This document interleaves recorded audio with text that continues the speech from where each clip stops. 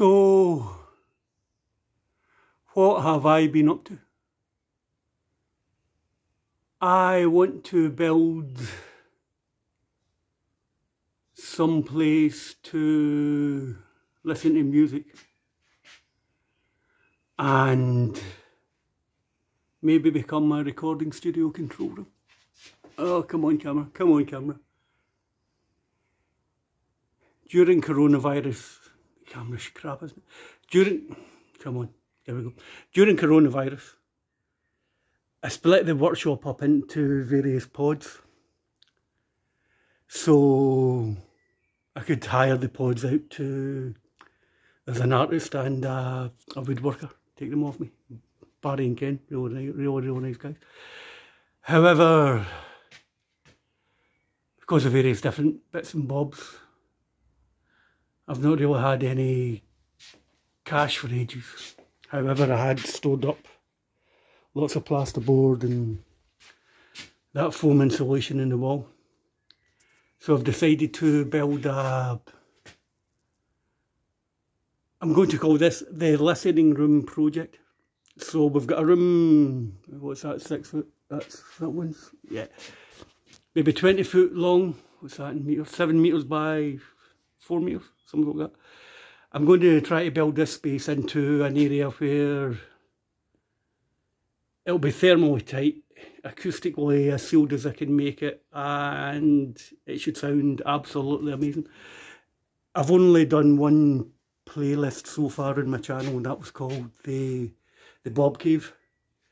It's great seeing Bob the other day, he's looking great. Just back from his European tour. I suspect he might be James Bond, judging by all the various countries he goes to. So this was an absolute pig. I'll tell you what the problem was. When it was built as when it was built to divvy the workshop up, all these walls were support some plasterboard and a couple of doors. Now I've put a roof on them. I've had to go back and strengthen everything up. Can you see that? So what happened was, each one of these has got a joist running above it. So each one of them's got a joist running above it. When I did it initially, I did it at 4 feet intervals of, what's that, 2.4 metres. Then I had to strengthen it back up, so it's meant all these spaces are all really quite random. So when it came to putting the insulation in, every one of them had to be hand cut to try to fit that. I'll not make the same mistake in anything else I build, but I never anticipated putting a roof on this. So it's been over engineered to the high heavens. And again, that's honestly, putting the wood on the roof, even, that was my first attempt at putting some plasterboard up today. Even getting that stuff up, I went and bought that from Gumtree. I became addicted to Gumtree. I've got some good Gumtree stories. I should do a couple on that as well. That's a hoist for moving plasterboard up and down into the roof. Still an absolute pain in the backside, but makes things much easier. So cutting this insulation, I was getting it roughly 2 size. If I got in a line a bit, there's a bit there. So I was getting it roughly 2 size, because in this side they were all about, was it 16 inches, 14 inches or something like that. But then when you go to put it in, you've got to take a saw down both sides to get that millimetre tight fit. I'm sure the guys that do this every day for a living have got lots of ways of speeding the process up and getting very, very accurate about it. And I'm sure the builders they're working with will be bang on the button with their measurements. However, as I said earlier on, when I built this, at first it was just demarcation between spaces in a workshop with no roof. Then to put a roof on it, that's quite a meaty construction. I had to double up the joists. So stick with me in this one, let's see how we got on. I've went Gumtree crazy. It's amazing the deals you can get if you do it far enough, because building materials aren't cheap just now, I'll say that. Next one is a shout to my mate Sean Murphy. I don't know if Sean's even in the UK at this point in time, but he loves this type of thing. And I'd spoke to him about it a little while before. There's ways of measuring the acoustical performance of rooms. And a few times I've been asked to do noise abatement for pubs and nightclubs and all this type of thing. I can only take it so far. I'm hoping I can use this as an experimental testing ground, just to see how much,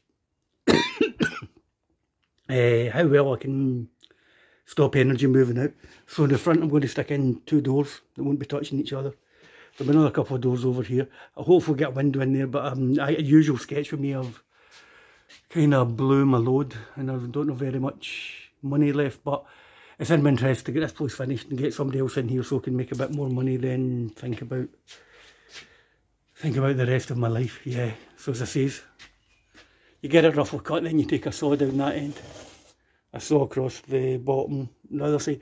I've got it in really tight, but I wouldn't fancy doing that job every day for a living. Okay, so this is episode 1 of the, what did I call it, the listening room. We're going to build a really cool space to listen to music in. So work's been really quiet. Usual sketch, the usual thing will happen again, won't it? I'll get halfway through this and I'll get offered a couple of weeks worth of work and I'll have to abandon it.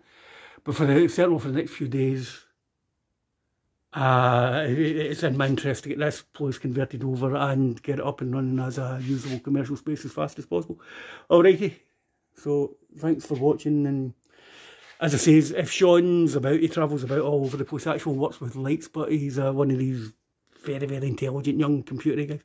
He said a while ago he'd love to get involved in a project where we're building a studio from the ground up, and he does watch the videos. So Sean, if you're in Glasgow in the next couple of weeks, let's get a laptop and a measurement mic out and see what we can do with this space. It's not as big as I'd want it to be, but nothing's ever perfect, isn't it? And is this the size? This is the size of a small living room, so maybe if you're a home DJ or you've just got a passion for audio, if I can do a good job in here, these videos might be worth watching. So